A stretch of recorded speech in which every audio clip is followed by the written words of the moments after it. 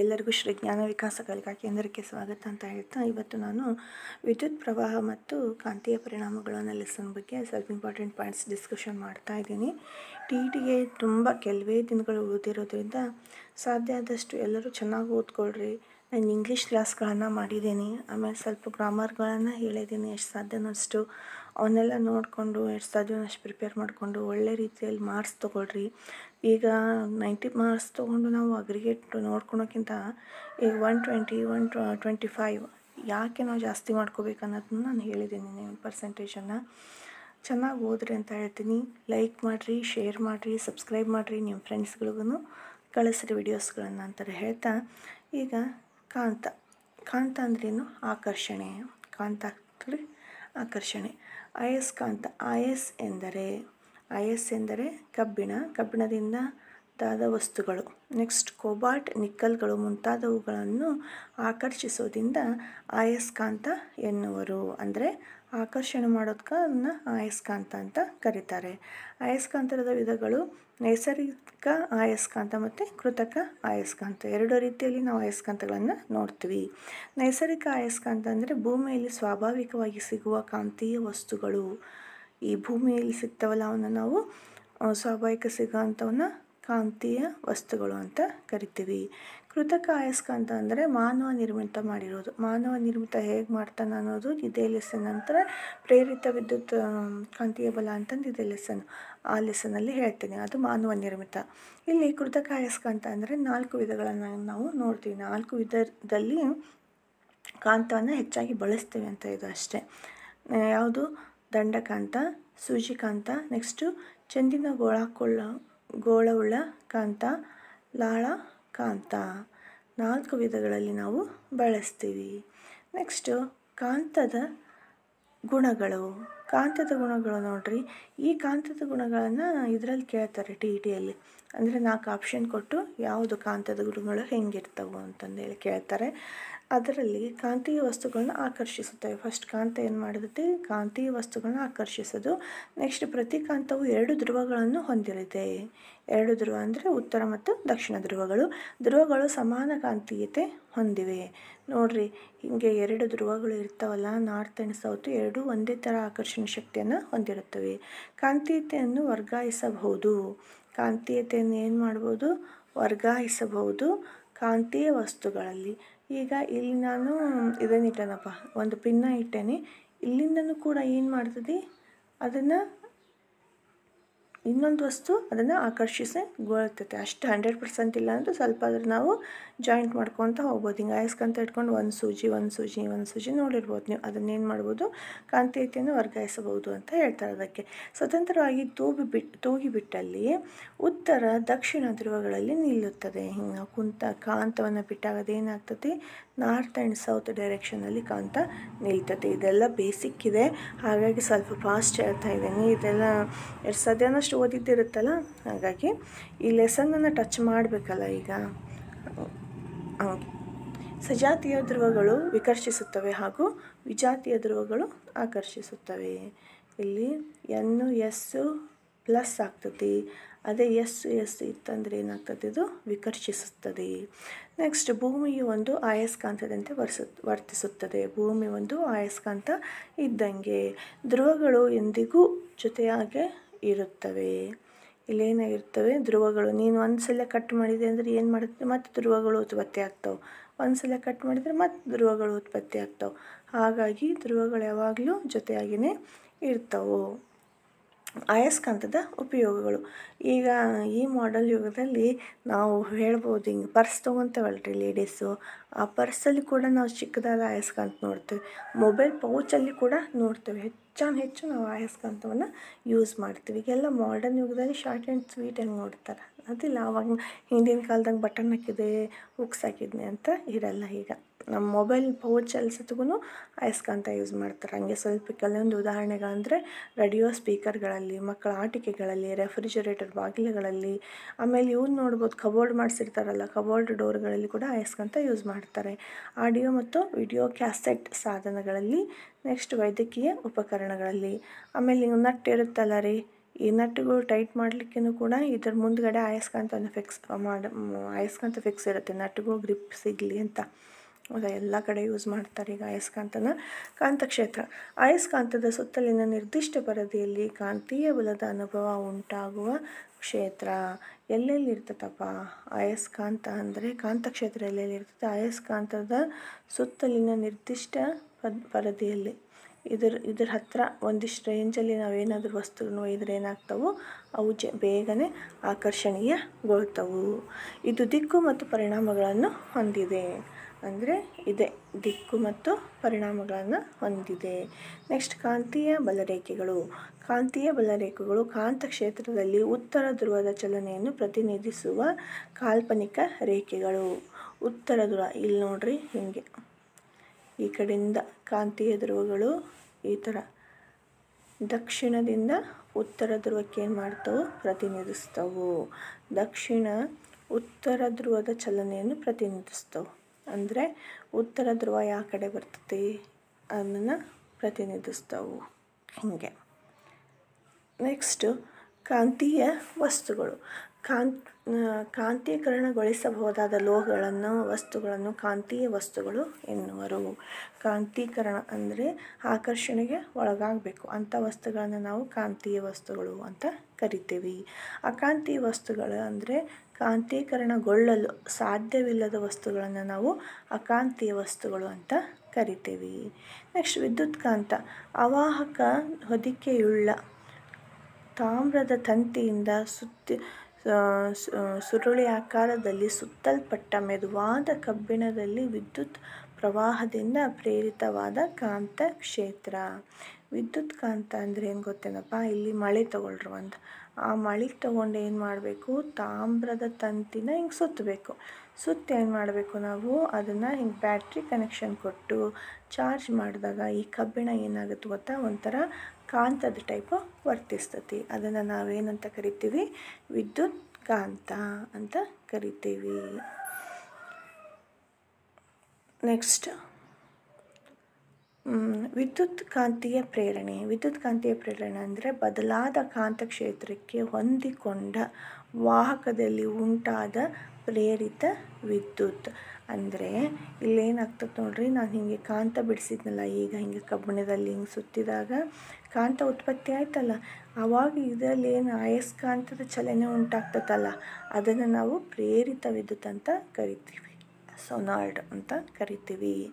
Next, ವಿದ್ಯುತ್ ಶಕ್ತಿ ಅಂದ್ರೆ ಅಯಸ್ಕಾಂತ ಮತ್ತು ಸುರುಳಿಯ ನಡುವಿನ ಪರಸ್ಪರ ಚಲನೆಯಿಂದ ಉಂಟಾದ ಶಕ್ತಿಯೇ ವಿದ್ಯುತ್ ಶಕ್ತಿ. ಅಯಸ್ಕಾಂತ ಮತ್ತು ಸುರುಳಿ, ಇಲ್ಲಿ ಈ ಸುರುಳಿ ಸುತ್ತಿ ನಾವೇನು ಮಾಡ್ತೇವೆ, ವಿದ್ಯುತ್ತನ್ನು ಹರಿಯ ಬಿಡಂಗೆ ಮಾಡ್ತೇವೆ ಇದನ್ನು, ಹೌದಾ. ನೆಕ್ಸ್ಟ್, ಅಯಸ್ಕಾಂತ ಮತ್ತು ಸುರುಳಿಯ ನಡುವಿನ ಪರಸ್ಪರ ಚಲನೆಯನ್ನು ನಾವು ವಿದ್ಯುತ್ ಶಕ್ತಿ ಅಂತ ಕರಿತೀವಿ. ಇಲ್ಲಿ ನಾವು ಎಷ್ಟು ಕರೆಂಟ್ ಕೊಡ್ತೇವಲ್ಲ ಅಷ್ಟು ಕರೆಂಟ್ ಕೊಟ್ಟು ನಾವು ವಿದ್ಯುತ್ ಶಕ್ತಿಯನ್ನು ಅದರಲ್ಲಿ ಉತ್ಪತ್ತಿಯನ್ನು ಮಾಡ್ತೀವಿ. ಫ್ಯಾರಡೆಯ ನಿಯಮಗಳು. ಫ್ಯಾರಡೆಯ ನಿಯಮಗಳು ಏನು ಹೇಳ್ತಾವಂದರೆ, ಫ್ಯಾರಡೆಯ ನಿಯಮ ಅಂದರೆ ವಾಹಕಕ್ಕೆ ಹೊಂದಿಕೊಂಡು ಕಾಂತಕ್ಷೇತ್ರವು ಕಾಂತೀಯ ಹರಿವು ಬದಲಾದಂತೆ ವಿದ್ಯುತ್ ಶಕ್ತಿಯು ಪ್ರೇರಿತವಾಗುತ್ತದೆ. ಅಂದರೆ ನಾವೇನು ಮಾಡ್ತೀವಿ, ವೋಲ್ಟೇಜ್ ಹೆವಿ ಕೊಟ್ಟರೆ ಏನು ಮಾಡ್ತೈತಿ, ಇದ್ರದ್ದು ಕಾಂತಕ್ಷೇತ್ರ ಇನ್ನೂ ಹೆಚ್ಚಿಗೆ ಆಗ್ತೈತಿ. ವಿದ್ಯುತ್ ಕಾಂತ ಶಕ್ತಿಯು ಕಾಂತಕ್ಷೇತ್ರ ಬದಲಾಗುತ್ತಿರುವವರೆಗೂ ಉದ್ಭವಿಸುತ್ತದೆ. ಕಾಂತೀಯ ಹರಿವು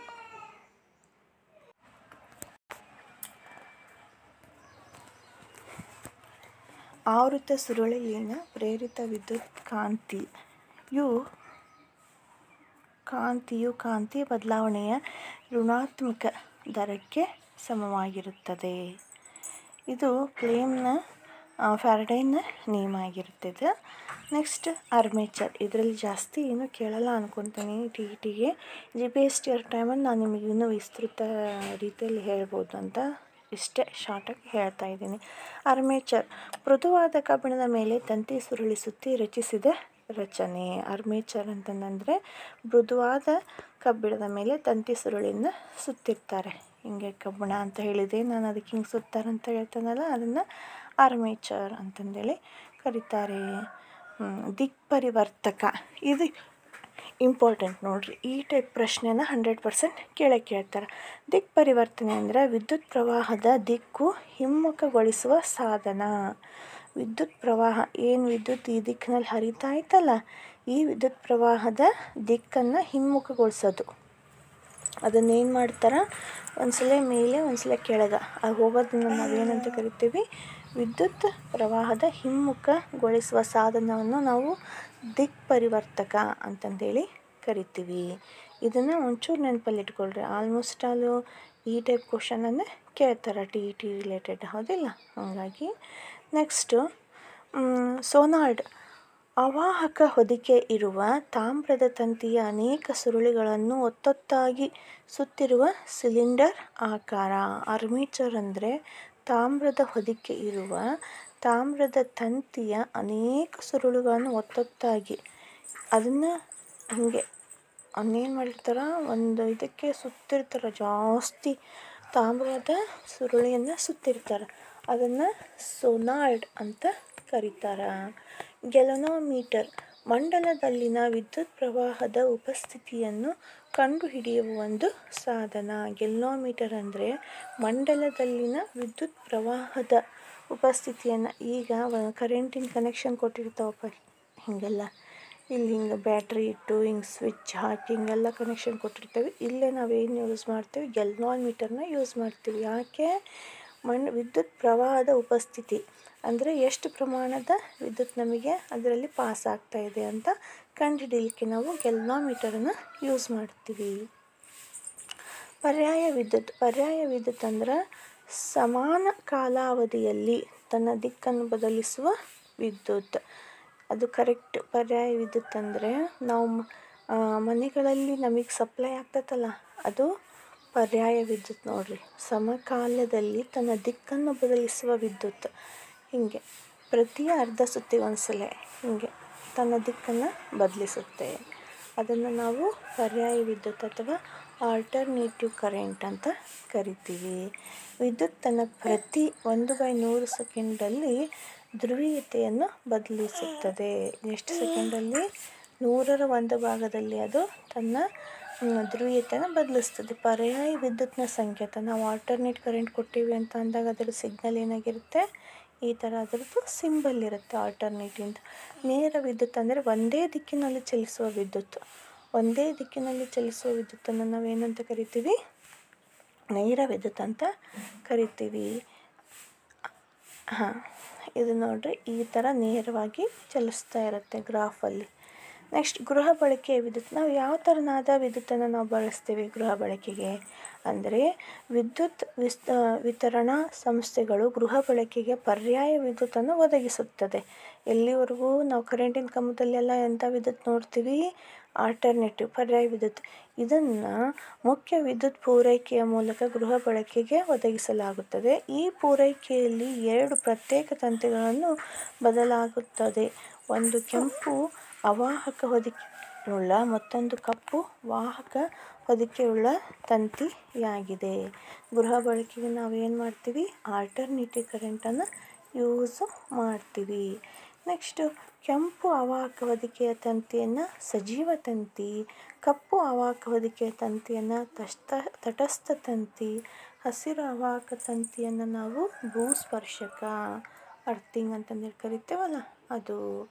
ಅವಾಹಕ ಹೊದಿಕೆಯುಳ್ಳ, ಹಸಿರು ಅವಾಹಕ ಹೊದಿಕೆಯುಳ್ಳ ತಂತಿಯನ್ನು ನಾವು ಭೂಸ್ಪರ್ಶಕ ತಂತಿ ಅಂತ ಕರಿತೀವಿ.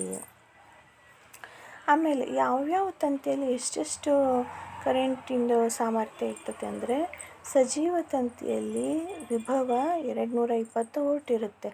ತಟಸ್ಥ ತಂತಿಯಲ್ಲಿ 0 ವೋಲ್ಟು. ನೆಕ್ಸ್ಟ್ ಎರಡೂ ತಂತಿಗಳ ನಡುವಿನ ವಿಭವಾಂತರ ಏನಾಗಿರುತ್ತೆ ಗೊತ್ತಾ? 220.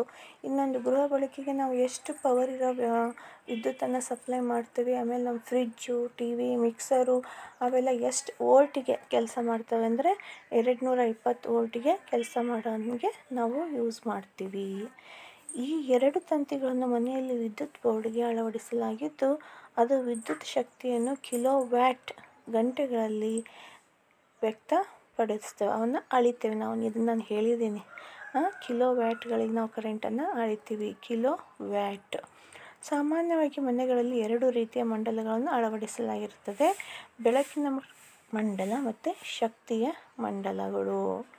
2 ರೀತಿಯ ಮಂಡಲಗಳು. ಬೆಳಕಿನ ಮಂಡಲ ಅಂದರೆ ಕಡಿಮೆ ಪ್ರಮಾಣದ ವಿದ್ಯುತ್ ಶಕ್ತಿಯನ್ನು ಉಪಕರಣ ಅಥವಾ ಸಾಧನಗಳನ್ನು ಉಪಯೋಗಿಸಲು ಬಳಸುವ ಮಂಡಲ. ಸ್ವಲ್ಪ ವಿದ್ಯುತ್ ಶಕ್ತಿಯಿಂದ ನಾವು ಹೆಚ್ಚಿನ ಬೆಳಕನ್ನು ಪಡಿತೇವೆ. ಬೆಳಕಿನ ಮಂಡಲದ ಸಾಮರ್ಥ್ಯ 5 ವೋಲ್ಟ್. ಲೈಟ್ಸ್ಗೆಲ್ಲ ಯೂಸ್ ಮಾಡ್ತೇವಲ್ಲ ಅದು. ಶಕ್ತಿಯ ಮಂಡಲ ಅಂದರೆ ಹೆಚ್ಚಿನ ಪ್ರಮಾಣದ ವಿದ್ಯುತ್ ಉಪಕರಣ ಸಾಧನಗಳನ್ನು ಬಳಸುವ ಮಂಡಲಗಳು. ವಿದ್ಯುತ್ ಮಂಡಲದ ಸಾಮರ್ಥ್ಯ ಎಷ್ಟಾಗಿರುತ್ತೆ? 15 ವೋಲ್ಟು ಆಗಿರುತ್ತೆ. ವಿದ್ಯುತ್ ಕಾಂತದ ಸಾಮರ್ಥ್ಯವನ್ನು ನಿರ್ಧರಿಸುವ ಅಂಶಗಳು. ಯಾವ್ಯಾವ ವಿದ್ಯುತ್ ಕಾಂತದ ಸಾಮರ್ಥ್ಯವನ್ನು ನಿರ್ಧರಿಸ್ತವೆ ಅಂದರೆ ಸುರುಳಿಯಲ್ಲಿನ ಸುತ್ತುಗಳ ಸಂಖ್ಯೆ. ಎಷ್ಟು ಸುತ್ತುಗಳಲ್ಲಿ ವಿದ್ಯುತ್ ಪ್ರವಹಿಸ್ತೈತಿ ಅದು. ಸುರುಳಿಯಲ್ಲಿನ ಸುತ್ತುಗಳು ಜಾಸ್ತಿ ಆದಂಗೆ ವಿದ್ಯುತ್ ಕೂಡ ಜಾಸ್ತಿ ಆಗುತ್ತೆ. ಸುರುಳಿಯಲ್ಲಿ ಪ್ರವಹಿಸುವ ವಿದ್ಯುತ್. ಸುರುಳಿ ಅನ್ಕೊಳ್ತೀನಿ ನಾನು. ನೆಕ್ಸ್ಟು ದಂಡಕಾಂತರವೊಂದರ ಬಳಿ ತಂದ ವಿದ್ಯುತ್ ಸೂಚಿಯು ಏಕೆ ಪಲ್ಲಟಗೊಳ್ಳುತ್ತದೆ ಅಂತ ಹೇಳ್ತಾರೆ. ಇಲ್ಲಿ ನೋಡ್ರಿ,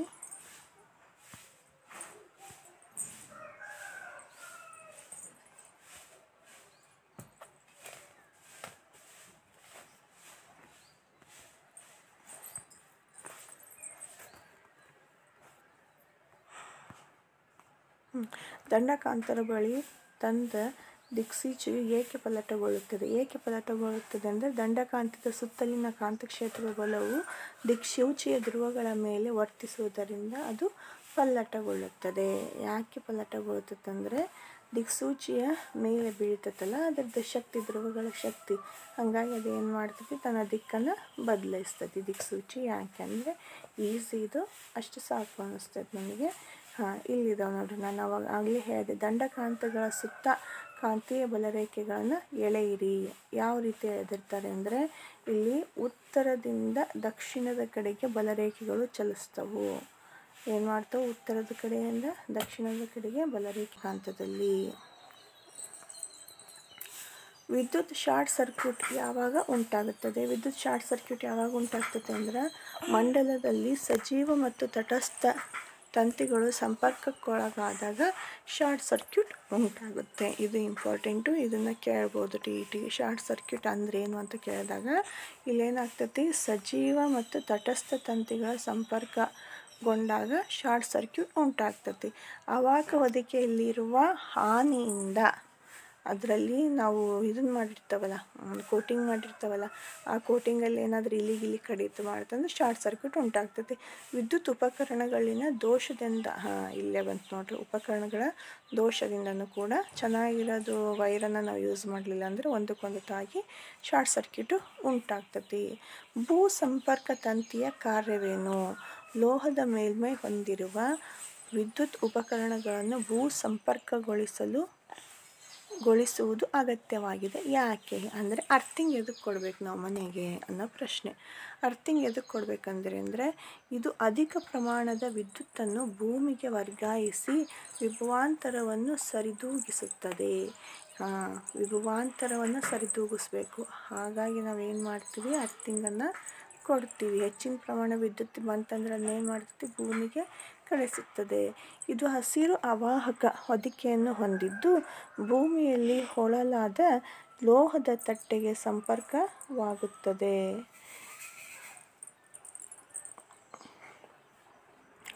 ಇದನ್ನು ಲೋಹದ ಮೇಲ್ಮೈ ಹೊಂದಿರುವ ವಿದ್ಯುತ್ ಉಪಕರಣಗಳ ಸುರಕ್ಷತೆಗಾಗಿ ಬಳಸುತ್ತಾರೆ.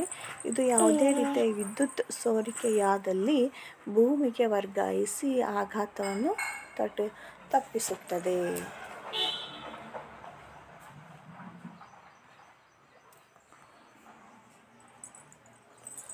ಇವು ಪ್ರಶ್ನೆಗಳಿದ್ದವು. ನಾನು ನೆಕ್ಸ್ಟ್ ಸೆಕ್ಷನಲ್ಲಿ ಕೇಳ್ತೀನಿ ಈ ಪ್ರಶ್ನೆಗಳನ್ನು. ಈಗಿಲ್ಲೇ ಇಷ್ಟು ಸಾಕು ಅಂತ ಅಂದ್ಕೊತಿದ್ದೀನಿ. ಇವೆಲ್ಲ ಸ್ವಲ್ಪ ಕಾಂತೀಯ lesson ಈಸಿಯಾಗಿರೋದ್ರಿಂದ next question and answer ಸೆಕ್ಷನಿಗೆ ಬಂದು ವ್ಯತ್ಯಾಸಗಳನ್ನು ತಿಳಿಸ್ತೀನಿ. ಆಯಿತಾ? ಚೆನ್ನಾಗಿ ಓದ್ತಾ ಇರಿ. ಸಾಧ್ಯ ಆದಷ್ಟು ನೆನಪಲ್ಲಿ ಇಟ್ಕೊಳ್ರಿ ಓದಿದ ತಕ್ಷಣ 3 ನಿಮಿಷ ಏನು ಮಾಡಿರಿ, ಒಂದು 3ರಿಂದ 5 ನಿಮಿಷ ಏನು ಕ್ಲಾಸನ್ನು ಕೇಳಿದಿರನ್ನ ಅಂತ ಒಂಚೂರು ಗ್ಲ್ಯಾನ್ಸ್ ಮಾಡ್ಕೊಳ್ರಿ. ಎಲ್ಲರೂ ಓದ್ತಾ ಇರಿ. ಬಾಯ್. ನೆಕ್ಸ್ಟ್ ವಿಡಿಯೋ ಜೊತೆ ಜಾಯ್ನ್ ಆಗ್ತೀನಿ.